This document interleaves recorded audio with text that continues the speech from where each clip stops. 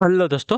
Good evening, नमस्कार। आप सभी का एक बार फिर से बहुत बहुत स्वागत है आप सभी के अपने यूट्यूब चैनल परीक्षा की शिक्षा में। उम्मीद करता हूँ, आशा करता हूँ आप सभी जो स्वस्थ हैं, कुशल मंगल है और अपनी तैयारी जो अच्छे और बढ़िया तरीके से कर रहे हैं। तो जो भी क्लास में फर्स्ट टाइम आए हैं, पहली बार आए हैं, नए हैं, उन सभी को बता दें कि हमारे पर आपकी जो है बी.एड फर्स्ट परीक्षा 2025 की आपकी तैयारी साथ रेगुलर बेसिस पर जो डेली करवाई जाए, तो जिससे भी तैयारी पूरी करनी है, कंप्लीट करनी है, चैनल को सब्सक्राइब करके आप लोग हमारे साथ जुड़िए। क्लास का समय देखिए, जीके जी इसकी सुबह 10 बजे, रीजनिंग की जो क्लास है दोपहर को 1 बजे, कला की जो 4 बजे, और हिंदी की जो क्लास है शाम को 7 बजे आप सबको हमारे चैनल पर देखने को मिलती है। आप सबको इसी टाइम पर क्लास से जुड़ के तैयारी को पूरा और कंप्लीट करना। नीचे डिस्क्रिप्शन आप सबको इंस्टाग्राम टेलीग्राम का लिंक मिलेगा, इंस्टाग्राम पे फॉलो करेंगे, टेलीग्राम चैनल को ज्वाइन करेंगे, टेलीग्राम चैनल पर डेली बेसिस पे क्लास का अपडेट और आपके एग्जाम का अपडेट जो है साथियों मिल जाएगा। तो आप लोग जो है टेलीग्राम चैनल को ज्वाइन कर लीजिए। ठीक है, चलें क्लास स्टार्ट करें बिना किसी देरी के। एक एक क्वेश्चन आपके एग्जाम के लिए बहुत ही इंपॉर्टेंट, ढांचे के क्वेश्चन को देखिएगा, समझिएगा और बताइएगा, राइट आंसर क्या होगा। ठीक है, और क्लास स्टार्ट करने से पहले सभी से रिक्वेस्ट है, जिसने मेरे क्लास को लाइक नहीं किया लाइक करेंगे, शेयर नहीं किया शेयर करेंगे, जिसने अभी तक चैनल को सब्सक्राइब नहीं किया है, वो लोग जो चैनल को सब्सक्राइब करेंगे। चलिए, पहला क्वेश्चन है 51 नंबर। रजिया के विरोधी अमीर गुट का नेतृत्व कौन कर रहा था? बताइए, रजिया के विरोधी अमीर गुट का नेतृत्व कौन कर रहा था? तो इसका राइट आंसर हो जाती हो निजामुल मुल्क जुनैदी। ठीक है, ऑप्शन नंबर आपका बी। रजिया जो दिल्ली सल्तनत की प्रथम महिला शासक थी, इसका जो विरोध है तुर्क अमीरों के गुट ने किया, जिसका नेतृत्व आपका वजीर निजाम मुल्क जुनैदी ने किया था। इन विरोधी अमीरों में मलिक अलाउद्दीन, जानी मलिक सैफुद्दीन कूची, कबीर खां अयाज तथा मलिक सालारी प्रमुख थे। ये सभी अमीर पराजित हुए थे। ठीक है, अगला क्वेश्चन आपका 52 नंबर। उत्तर दीजिएगा। 1258 ईस्वी में किस मंगोल नेता के खिलाफत को नष्ट करते हुए खलीफा की हत्या कर दी थी? बताइए।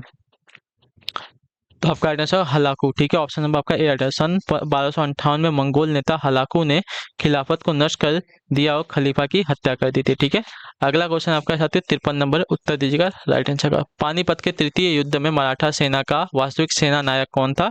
तो इसका राइट आंसर हो जाएगा सदाशिव राव भाऊ। तो ऑप्शन नंबर आपका सी राइट होगा। ठीक है, क्लियर को इसके बारे में। पानीपत के तृतीय युद्ध में मराठा सेना का वास्तविक सेना नायक आपका सदाशिव राव भाऊ था। ठीक है, ऑप्शन नंबर आपका सी राइट है। अगला है 54 नंबर।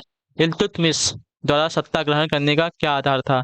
तो इसका राइट आंसर हो जाए साथियों दिल्ली के तुर्क अमीरों व सैन्याधिकारियों ने उसका चयन किया। तो ऑप्शन नंबर आपका सी राइट है। ठीक है, सुल्तान कुतुबुद्दीन ऐबक की अचानक मृत्यु के बाद आराम शाह सुल्तान बना। ठीक है, परंतु अनेक योग तुर्क मलिकों ने उसके चयन का विरोध किया, अतः उन्होंने बदायूं को इख्तियार इल्तुतमिश बदायूं के इख्तियार इल्तुतमिश को आमंत्रित किया। इल्तुतमिश बिना किसी कठिनाई के लिए दिल्ली की गद्दी पर जो है आसानी से आसीन हुआ। ठीक है, अगले क्वेश्चन की तरफ बढ़ेंगे। आपका है 55 नंबर। उत्तर दीजिएगा। महमूद गजनवी के भारत आक्रमण के समय अरबी विद्वान अल बुरैनी ने किस महत्वपूर्ण ग्रंथ की रचना की थी? तो इसका राइट आंसर आपका हो जाए तो किताबे उल हिंद की। ठीक है, ऑप्शन नंबर आपका बी राइट होगा। ठीक है, क्लियर सभी को।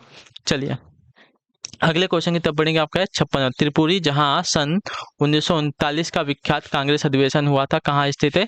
तो स्थित है साथियों आपका मध्य प्रदेश में। ठीक है, ऑप्शन नंबर आपका सी राइट होगा। क्लियर सभी को इसके बारे में। त्रिपुरी मध्य प्रदेश के जबलपुर जिले में है। ठीक है, क्लियर सभी को इसके बारे में। चलिए, अगला आपका 57 नंबर। सन 1918 में भारतीय उद्योग आयोग की अलग से निम्नलिखित में से किसने रिपोर्ट प्रस्तुत की थी?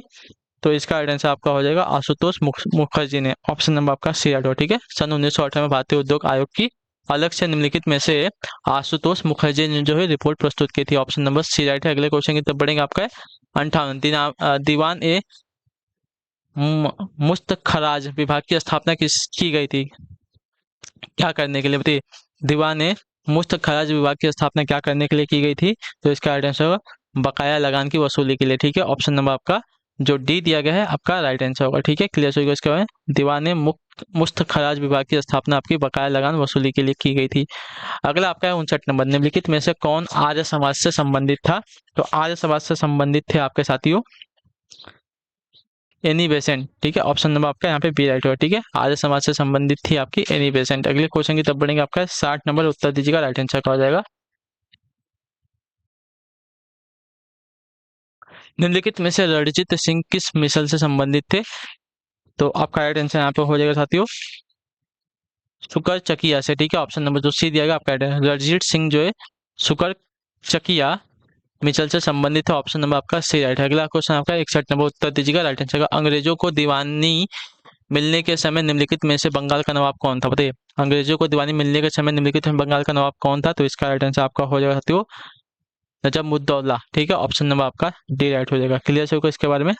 अंग्रेजों को दीवानी मिलने के समय बंगाल का नवाब आपका नजमुद्दौला था। ठीक है, अगले क्वेश्चन की तरफ बढ़ेंगे। आपका 62 नंबर, सालबाई की संधि का मुख्य परिणाम क्या था? तो सालबाई की संधि का मुख्य परिणाम था साथियों आपका ईस्ट इंडिया कंपनी के प्रति मराठा अधिनिकरण। ठीक है, ऑप्शन नंबर आपका जो डी दिया गया आपका सालबाई की संधि का मुख्य परिणाम था ईस्ट इंडिया कंपनी के प्रति मराठा अधिनिकरण। ठीक है, चलिए अगला क्वेश्चन आपका 63 है। सन 1891 में एज ऑफ कंसेंट एक्ट के अंतर्गत कन्याओं के विवाह की न्यूनतम आयु क्या निर्धारित की गई थी? तो इसका राइट आंसर आपका हो जाएगा साथियों 12 वर्ष। ठीक है, ऑप्शन नंबर आपका बी राइट होगा। सन 1891 के एज ऑफ कंस्टेंट एक्ट के अंतर्गत कन्याओं के विवाह की न्यूनतम आयु निर्धारित की गई थी आपकी 12 वर्ष। चलिए 64 नंबर है, उत्तर देने की कोशिश करेंगे। राइट आंसर निम्नलिखित भारतीय नेताओं में से अखिल भारतीय कांग्रेस का अध्यक्ष कौन कभी नहीं बना? तो इसका राइट आंसर आपका हो जाएगा साथियों बाल गंगाधर तिलक। ठीक है, ऑप्शन नंबर जो आपका ये दिया गया आपका राइट आंसर भारतीय नेताओं में से अखिल भारतीय कांग्रेस का अध्यक्ष जो कौन कभी नहीं बनाना है? तो बाल गंगाधर तिलक। ठीक है, अगले क्वेश्चन की तरफ बढ़ेंगे। आपका 65 नंबर, बाबू कुंवर सिंह ने अंग्रेजों के विरुद्ध अपनी अंतिम लड़ाई कब लड़ी थी? तो इसका राइट आंसर आपका हो जाएगा साथियों 1858 ईस्वी में अप्रैल में। ठीक है, तो ऑप्शन नंबर आपका डी राइट हो गया। ठीक है, क्लियर होगा। 1857 के विद्रोह के समय बिहार के नेता प्रमुख नेता थे शाहाबाद जिले के जगदीशपुर के 80 वर्षीय बाबू कुंवर सिंह। ठीक है, कुंवर सिंह ने अपनी अंतिम लड़ाई जो है 22 अप्रैल 1858 को लड़ी, जब कैप्टन ली ग्रैंड के अधीन अंग्रेजी और सिख सेना को पराजित कर दिया। ठीक है, बाल्यावस्था में 26 अप्रैल 1858 को जो उनकी स्वाभाविक मृत्यु हो गई थी। अगले क्वेश्चन की तरफ बढ़ेंगे। आपका 66 नंबर, उत्तर दीजिएगा राइट आंसर। प्रांतीय स्वायत्तता कब प्रदान की गई थी? तो प्रांतीय स्वायत्तता आपके प्रदान की गई थी 1935 एडी में। ठीक है, ऑप्शन नंबर आपका डी। ब्रिटिश शासन द्वारा तैयार किए गए संवैधानिक प्रस्तावों में भारतीय शासन अधिनियम 1935 अंतिम था।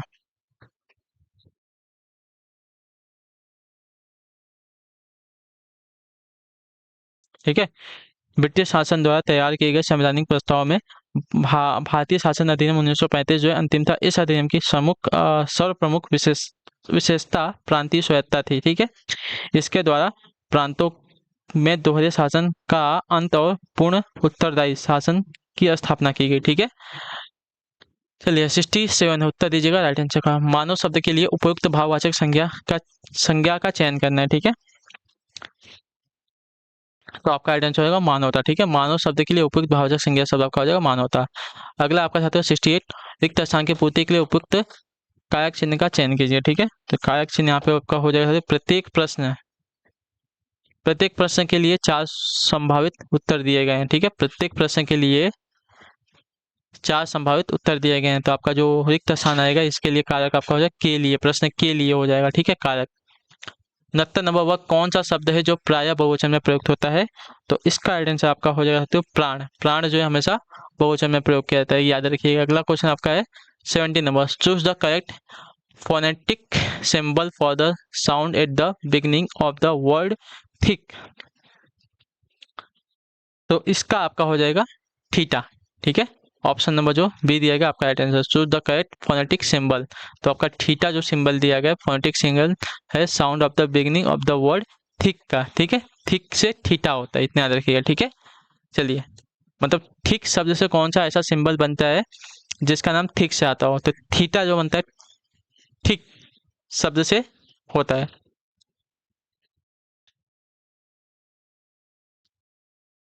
चलिए, there is dash truth in what he say. तो आपका हो जाएगा लिटिल। ऑप्शन नंबर आपका है there is little truth in what he say. अगला आपका 72 नंबर, उत्तर दीजिएगा राइट आंसर।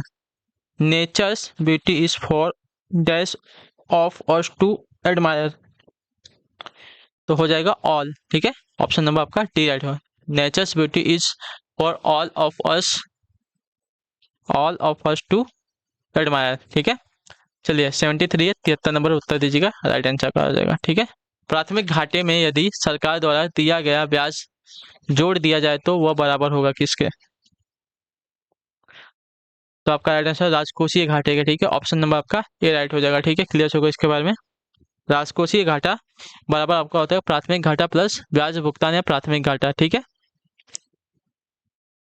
राजकोषीय घाटा इक्वल टू क्या होता है, ब्याज घाटा प्लस प्राथमिक घाटा प्लस ब्याज होता है, और भुगतान या प्राथमिक घाटा होता है राजकोषीय घाटा माइनस ब्याज भुगतान जमा पूंजी 200 करोड़ रुपए थी, ठीक है, इतने याद रखिएगा। तो प्राथमिक घाटे में यदि सरकार द्वारा ब्याज जोड़ दिया जाता है तो क्या होता है, राजकोषीय घाटा हो जाता है। क्लियर होगा इसके बारे में।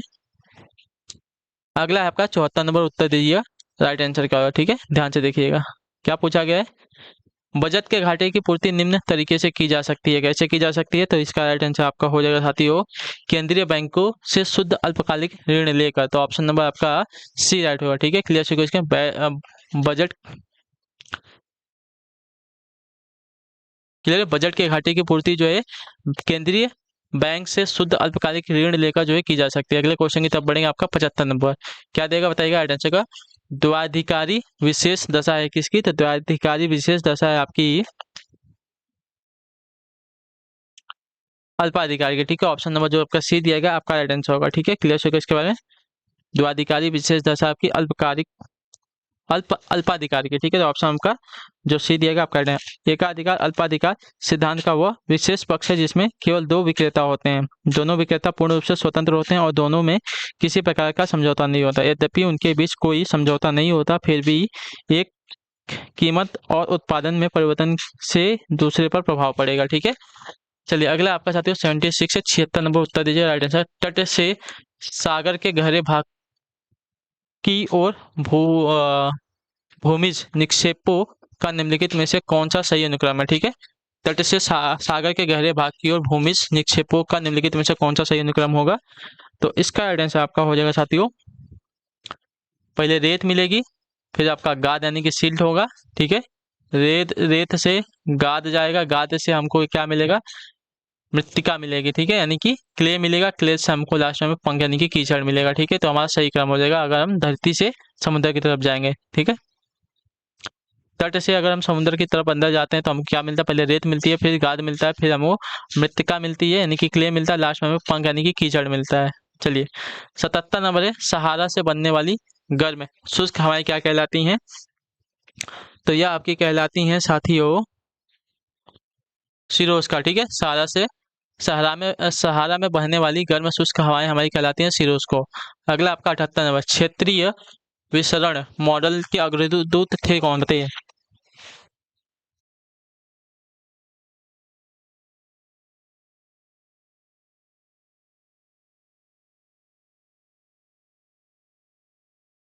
कहते हैं क्षेत्रीय विसरण मॉडल के अग्रदूत कौन थे, तो इसका राइट आंसर हो जाएगा यहाँ पे टी हैगरस्ट्रैंड। ऑप्शन नंबर आपका डी राइट होगा, ठीक है। क्लियर होगा इसके बारे में।